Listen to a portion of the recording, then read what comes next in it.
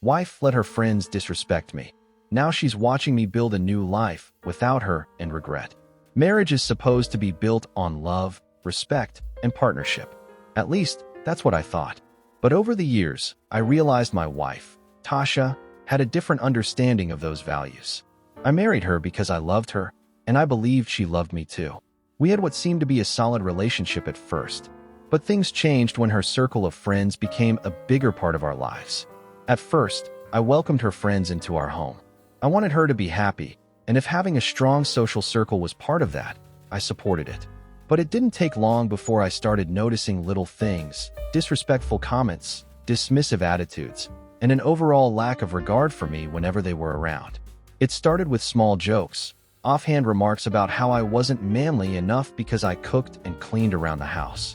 "Oh, you got him trained, Tasha," her friend Lisa laughed one night when I served dinner. "He's like a housewife." I brushed it off, but it didn't stop there.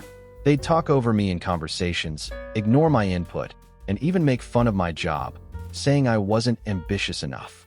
I worked hard as an IT specialist, but because I wasn't running my own business or flexing a six-figure salary, I was deemed unworthy in their eyes. What hurt the most was that Tasha never stood up for me. She'd laugh with them, or worse, pretend not to hear their insults. One night, we had a small gathering at our house.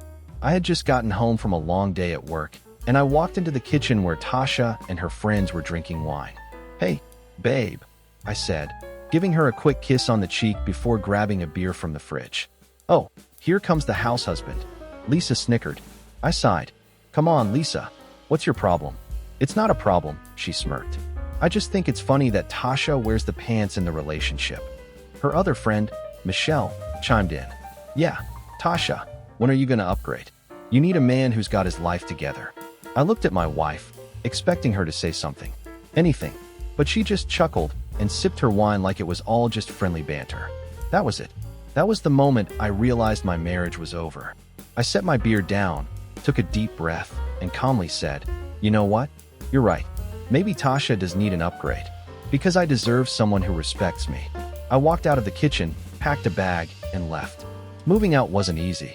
I had invested so much time and love into my marriage, but I refused to stay in a place where I was constantly disrespected. I crashed at my brother's place for a few weeks while I sorted things out. At first, Tasha didn't seem to care. She sent a few texts, mostly asking if I was coming back, but they weren't apologies. More like, "You're overreacting." So I stayed gone. I started focusing on myself. I hit the gym, started eating healthier, and even picked up a new hobby, woodworking. It was something I always wanted to do, but never made time for. Now, I had nothing but time. I also started hanging out with new people, positive, supportive people who actually valued me. It was refreshing. Then, one day, Tasha called. At first, it was casual. "Hey, how have you been?" Then it turned into, "I miss you." And finally, "Can we talk?" I agreed to meet her, out of curiosity more than anything. We sat at a small cafe, and for the first time in years, she looked unsure of herself. "I messed up," she admitted, stirring her coffee. "I let my friends disrespect you. I didn't realize how much it hurt you until you left." I nodded. "Yeah, Tasha, you did." She looked up at me, eyes pleading. "I want to fix this. I want us back." I took a deep breath and shook my head. "I don't think that's possible." She blinked, surprised. "But why? I'm willing to change." I smiled, but there was no warmth in it. "Because I already have changed." And with that, I walked away, leaving her to watch as I built a better life without her.